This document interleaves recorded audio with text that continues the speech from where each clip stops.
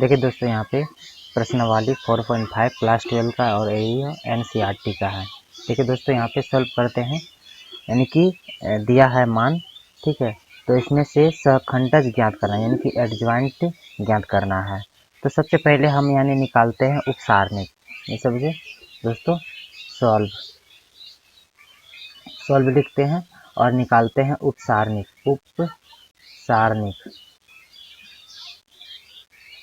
तो सबसे पहले हम क्या निकालते हैं दोस्तों, उपसारणिक निकालते हैं। देखिए, अगर उपसारणिक निकालेंगे यानी कि एक का उपसारणिक कितना होगा, यानी कि अगर 1 हम लेते हैं, देखिए यहाँ पे अगर 1 हम लेंगे तो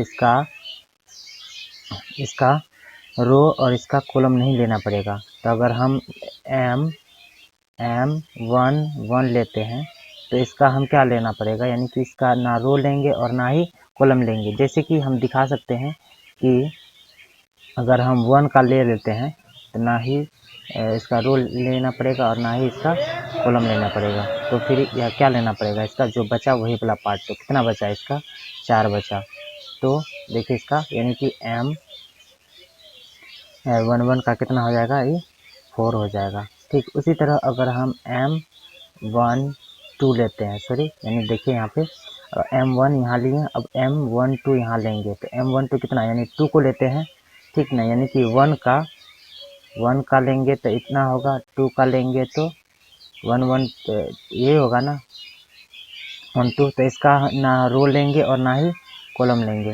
देखिए जैसे कि अगर 2 को लेते हैं तो इसका ना रो लेंगे और ना ही इसका कॉलम लेंगे, तो बचा कितना, 3। तो यही हो जाएगा उसका उपसारणिक। कितना हो जाएगा इसका, 2 का कितना हो जाएगा, 3 हो जाएगा।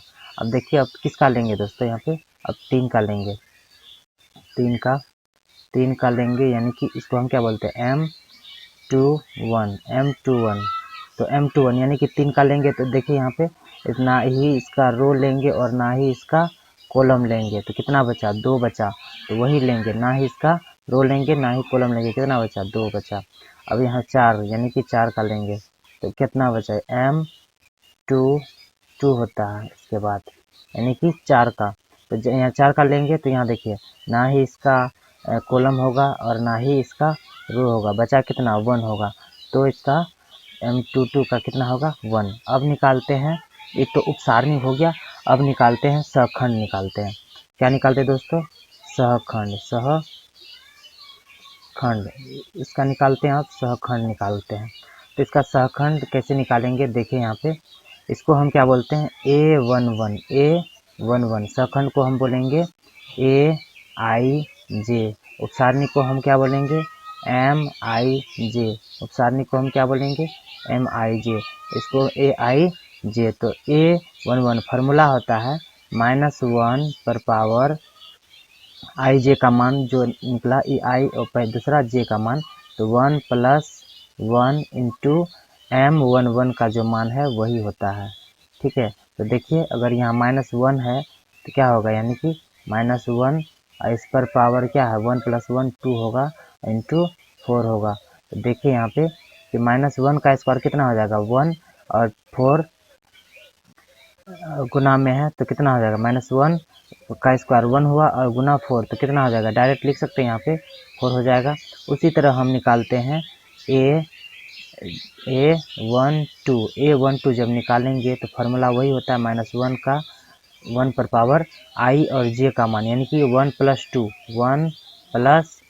2 इंटू M12 का मान जो है यानी कि 3। अब देखिए यहाँ पे -1 तो -1 है, अब देखिए यानी इसका क्या करेंगे, 1 + 2 यानी कि 3 होगा और इंटू 3। तो -1 का क्यूब, अब देखिए -1 का क्यूब यानी -1 को कितना बार गुना कर रहे हैं दोस्तों, -1 को हम 3 बार गुना कर रहे हैं ना, -1 को हम कितना बार गुना कर रहे हैं, 3 बार। तो कितना हो जाएगा, -1 ही आएगा और गुना में कितना है, 3 है, तो कितना -1 गुना 3 कितना हो जाएगा, -1 गुना 3 हो जाएगा। उसी तरह हम निकालते हैं A21 यानी कि A21 निकालेंगे हम तो वही होगा फार्मूला -1 पर पावर 2 + 1 इंटू M21 का जो मान निकला वही होगा, M21 का मान 2 है तो 2। तो -1 यहाँ भी देखिए -1 हो गया और फिर 2 + 1 यानी कि इस पे पावर 3 × 2, तो कितना होगा -1 का क्यूब -1 ही होगा, गुना 2 से करेंगे कितना होगा -1 गुना 2 -2। अब फिर निकालेंगे a2 2, यही निकालेंगे ना, तो a2 2 यानी कि -1 पर पावर ij यानी कि 2 + 2, जो यहाँ पे है वही पावर होगा यहाँ पे प्लस के रूप में, और इंटू जो m22 का मान है वही होगा इसका मान, तो कितना हो जाएगा ये 1। तो कितना, अब देखिए -1 है इसका पावर 4 यानी कि -1 को हम कितना बार गुना करें 4 बार, तो कितना होगा 1 होगा, और 1 को जब हम 1 से गुना करेंगे तो क्या होगा 1 ही होगा। तो हमें यहाँ से निकल गया सहखंड, यानी कि पता हो गया सहखंड, सहखंड, तो सहखंड निकल गया मेरा। देखिए यहाँ पे सहखंड मेरा निकल गया, कैसे निकला, यानी कि a11 का जो मान है यहाँ कितना है 4, ठीक है, और इसी तरह a12 का मान कितना निकला 3 निकला, a21 का मान कितना निकला -2 निकला, और a22 का मान कितना निकला 1 निकला, a22 का मान 1 निकला, ठीक है दोस्तों, a22 का मान 1 निकला। देखिए यहाँ पे सॉरी यहाँ पे -3 होगा, -3 जो कि -1 गुना 3 करेंगे तो -3 यहाँ पे होगा, इसलिए यहाँ पे छूट रहा था, देखिए दोस्तों गलती हो गया था।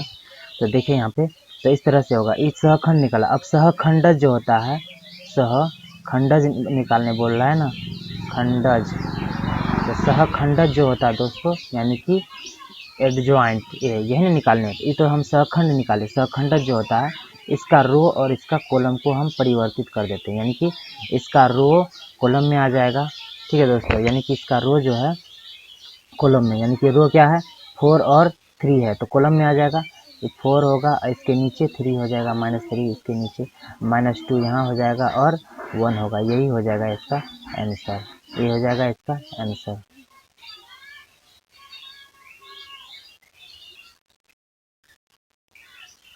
कोई दिक्कत नहीं ना। चलिए दोस्तों, अब यहाँ पे उपसारणिक निकाल लिए हैं, अब इसमें से निकालना है सहखंड, निकालना है इसका सहखंड निकाल।